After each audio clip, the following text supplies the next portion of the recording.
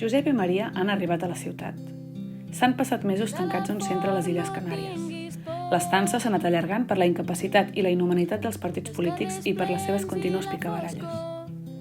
Trobar habitatge a la ciutat és impossible, i encara més difícil per a migrants sense papers. Sense lloc on viure i sense feina, han acabat dormint al ras, a un parc.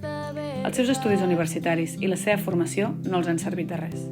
No s'han pogut empadronar perquè molts ajuntaments els hi posen molts entrebancs. No tenen papers, però volen treballar. I Maria està embarassada. Els han proposat de fer de repartidors i han dit que sí. Estan disposats a tot per poder viure dignament, i aquesta és una de les poques sortides a què aferrar-se.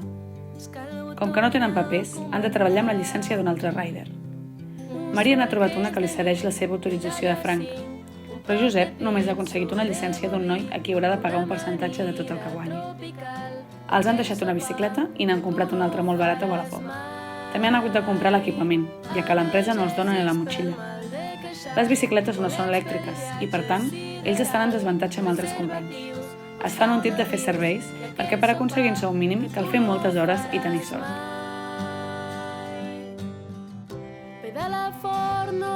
Algunes propines esporàdiques els permeten tenir uns ingressos extras i sobreviure.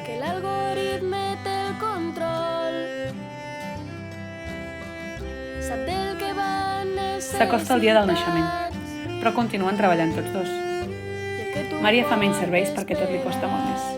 Josep ho compensa treballant més hores. A mitjanit, Maria s'ha posat de part.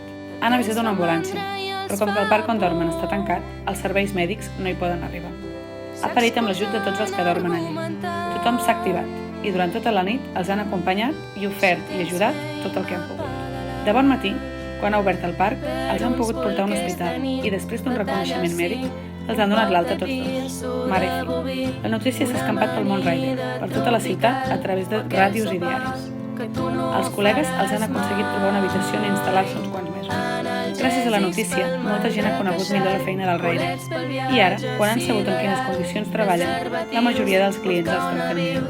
De retruc, el govern, en veure el ressò dels fets, s'ha vist obligat a no dificultar tant els empadronaments. Finalment, el 6 de gener els han deixat empadronar. També el mateix dia 6, el Parlament ha aprovat una modificació de la llei d'estrangeria que agilitza la regularització de les persones sense papers perquè puguin treballar i tenir una vida digna.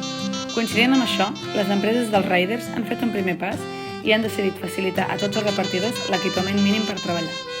A l'infant li han posat de nom Jesús. Des de Betlem, per TV Betlem, Laia Bonet.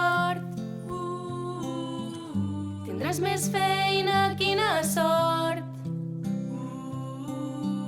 que els farà mandra sortir a comprar. Ja hi ha qui ho fa sense dubtar. Pedala fort, no tinguis por, els carrers plens i la foscor que et guiaran a l'estació.